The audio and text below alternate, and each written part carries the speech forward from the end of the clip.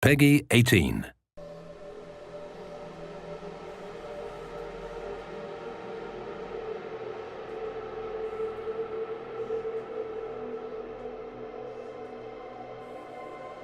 Hey everyone, I'm Joel Leschler, a producer from 2K Australia. Hi everyone, I'm James Lopez, producer at Gearbox Software. And we're here to show you a walkthrough of our E3 demo for Borderlands the Pre-Sequel. Hope you enjoy it. Alright, so we're actually going to be playing through as Wilhelm during this playthrough, and we're selecting his action skill now, which is his ability to spawn these two drones, Wolf and Saint. Wolf is an attacking drone, while Saint is more of a buffing regen drone. We're going to go down the Cyber Commando skill tree. This one's really cool because if fans remember Wilhelm from Borderlands 2, he was just a giant loader with a human head on top. But in this game, it's his origin story, and he starts out just as a man. But you have the ability by going down this skill tree to start turning him into that giant robot that he was in Borderlands 2. We're selecting the Power Fist skill here, and you'll see that they actually replaced his arm with this robotic one. This one's really cool because it will deal extra melee damage, and you can actually attack enemies from further away. And if you look at the Shock Absorbers one, which replaces his leg with a robotic leg, this allows you to shoot and reload while you're sprinting, which can come in really handy. The Meteor Slam is also really useful because the butt stomp or ground pound or slam or whatever we're calling it today is really, really powerful in Borderlands the Pre-Sequel. When you're playing in low gravity, you're able to do this huge amount of damage when you slam down to the ground. And that's about all the skill points we can use right now, but we're pretty close to leveling up again. So when we do, we're going to show you the Vengeance Cannon, which is Wilhelm's capstone skill inside the Cyber Commando tree. Yeah. We have a look here, we actually just shot an air geyser, and when these are shot, they shoot out this oxygen which replenishes your Oz kit, but it also propels you up in the air. And the higher you get, the more damage you can do from your butt stomp. So if you hold that crouch button, you slam down on the ground, you deal this huge amount of damage to enemies on the ground. Yeah, geysers are a great way to do a slam immediately instead of having to kind of like prime yourself for it. You can hop on one of those and just immediately move off it and slam someone into oblivion if you want to. Here's another example of how the levels are drawn by low gravity in Borderlands the Pre-Sequel. You're able to do these massive leaps and bounds, and really you have a lot more freedom as a player. The scope of travel has increased so much. And we're able to use the air boost by venting some oxygen. You're actually able to go even further by propelling yourself forward or even higher.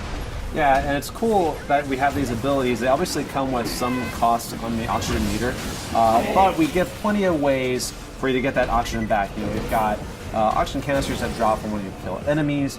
We have the air geysers. We have other like cracks in the ground that air can come out of. They won't give you that jump, but they will give you back your oxygen. We also have oxygen generators. And even like certain Oz kits will allow you to create an oxygen bubble whenever you do a slam attack. Now these enemies that we're fighting at the moment, the Kragans, they're some of the moon beasts. They're essentially these moon rock monsters, but because this is Borderlands, they absorb elemental attributes as well, and these ones have absorbed cryo damage. We have a lot of liquid methane around this area of Elpis, and they've kind of inherited those abilities, and they're kind of doing cryo damage towards you. But you have the ability to kill them, but what's really interesting about these guys is when you kill them, they actually shatter into two smaller Kragans. Yeah, so you might start off one-on-one and feel like you've got a pretty even fight, but as they break into smaller groups and become more numerous, you might have a really big fight on your hand. Alright, why don't we try and show off Wolf and Saint here, Wilhelm? Alright, so Wilhelm just deployed Wolf and Saint. Those are his two drones. Wolf is going to go out and cause some trouble. Saint's going to stay fairly close by to replenish Wilhelm's shields as they ever drop. Now, our Wilhelm player is pretty pro, so you know, might need to get a little bit of a more challenging fight for him. You can see these beautiful ice particles. With the new cryo element that we brought into the game, you can freeze and shatter any enemy, and depending on which angle you attack these guys from, they're actually going to float off into low gravity in that direction. If you slam down an enemy while they're frozen, you're actually going to split them in half and watch their ice chunks float off. Yeah, that's really cool because the way that they shatter is always kind of customized to like whichever way you hit them. So it never really gets old. It's always different each time. It's really fun. Now, our current objective in this particular level is to redirect some liquid methane. We need to get to the Drakensberg, which is this derelict Dahl ship, where we've been informed there's a military AI that we can use. Jack wants to build up this robot army. He needs this military AI to use it. So we're currently trying to redirect this methane to cool off a lava river. Now, we were just fighting in the Kraken, but over here you can actually see that some of the scavs are actually riding them, which you got to watch out for because you have two enemies attacking you, and whenever you kill one of these Kraken riders, you might get a couple of little Kraken riders coming out of them. You see, Wilhelm was also using these jump pads. So along with the oxygen geysers, we have these Dahl jump pads which are placed throughout the levels, and some of these shoot you straight up into the air, and other ones kind of propel you really far forward. Again, if you manage to chain some of these together, you can get really, really high and do a slam, which does a massive amount of damage. Look at some of these guys. You'll see that some of these scavs have this sort of orange bubble over their head. That's their oxygen bubble. That means that if you crack that bubble, then they're going to take oxygen damage because they're not able to breathe. Which is a really cool way because you can kind of do a hit and run. You don't have to worry about necessarily about finishing them off if you're taking too much heat.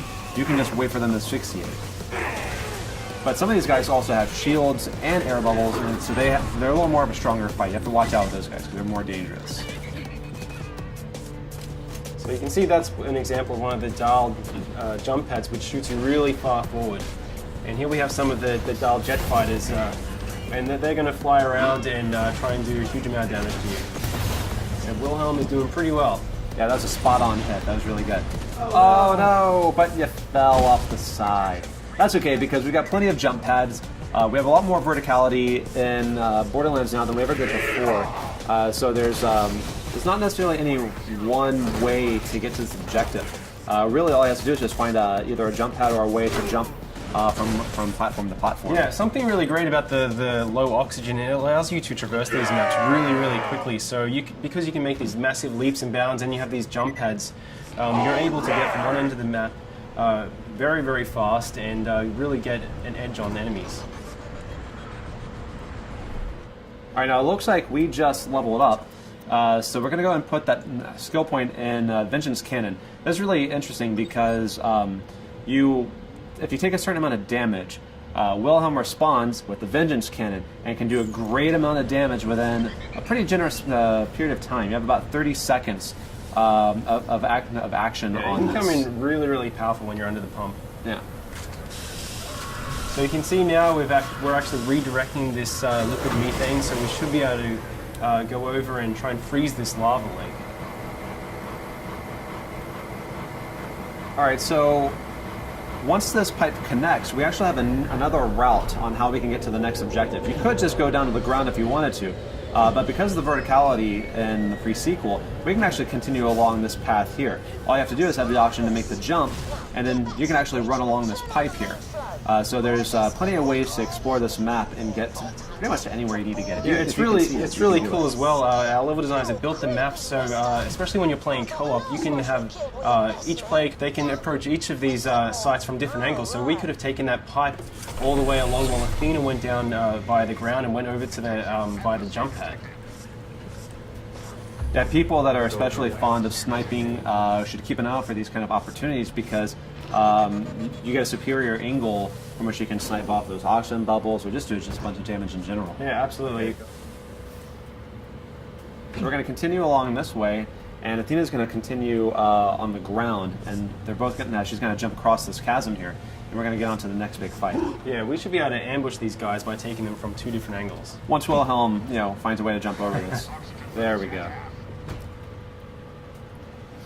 All right, so in this area here, we've got some jetpack scavs. We also have some guys that are on foot. They actually see a scav that Athena just killed just flying off in the distance. And he'll go on like that for quite some time. Yeah, if he still has any life left in him, he's getting pretty beautiful. Oh, yeah. Awesome. Oh, no. Athena's down. Hey, Wilhelm, why don't you go ahead and revive her using the oxygen? Yeah. So you kind of have these cool tactical decisions. You can revive your downed players faster with oxygen than if you just do it the normal way. But that obviously comes at a cost. But sometimes it's really good to get them in the fight faster. Beautiful. And you can see we have these jetpack scabs, so all of the enemies on Elpis can take advantage of the low gravity just as much as you can. So if you're getting protection behind cover, they can actually jump over and stomp on you and invalidate your cover just like you can them. We really wanted this gravity system to go throughout every single feature in the game. Which is a pretty awesome butt stomp there. Yeah, that was solid. Here's some of our new vending machines that we're just kind of teasing as we run by them, but you can see more about them later on. All right, we're coming into the processing plant now. This is actually where you just directed the liquid methane to, and it's really important that you do this because we're going to use it to freeze a lava river so we can form a natural bridge we can cross over to the Drakensberg in the next map. Now this has a lot of enemies in it. Definitely a good time to bring out Wolf and Saint. Yeah, try and use those jump pads to get a height advantage of the players as well. If you stomp down. He just shocked that scab when he did that ground pound because of his because of the Oz kit that he has. It's really cool because each Oz kit can have a variety of features on it. Some of them will do your basic oxygen extension, but some also add elemental attacks. Some will create oxygen bubbles whenever you do a slam. There's a lot of layers to them because it's really important to us that our gear be relevant and offer some really cool stuff. Obviously, these sort of varieties are really important to us. Whenever we added the ice elemental, this also is represented across all gear items. So you've got it in shields, you've got it in grenade launch, you've got it in guns, and we also have lasers. Lasers support all the elementals, so we've added even more bazillions of gear. Yeah, you can see right here we have an ice laser. So we're able to shoot this beam, this kind of freeze ray, and then we can do a butt stomp and hopefully shatter this guy. Getting close. Nearly. Uh-oh. Remember, the higher you get, the more damage you're going to do. So, very close. Can you just take out kill? Yeah. That's okay, though. It's always next time. So it looks like we cleared out the enemies here. Let's try and get that methane onto the lava river. Sir, I've got my best people working. It is Borderlands though, so you always have to loot. That's right. Let's take all of them over. Who the hell is Ninja. that? That is the 10-year-old boy we hired to help us. You're fired, John. You can see the Drakensberg out there in the distance, so that's our objective. We want to get to this crashed Dahl ship to get this military AI. Once we get that military AI, Jack can put into the loaders, which up until this point have been useless. They're just construction bots, basically.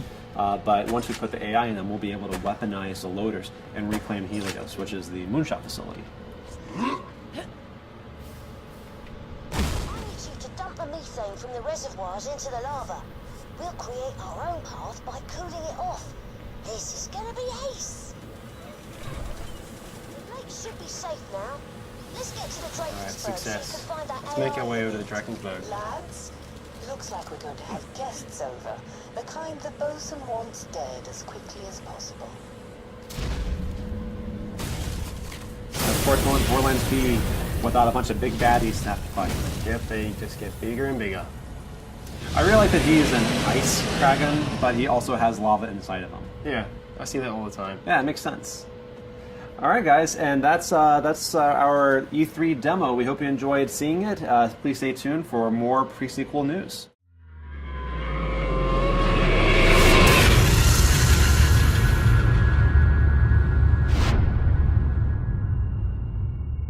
You coming?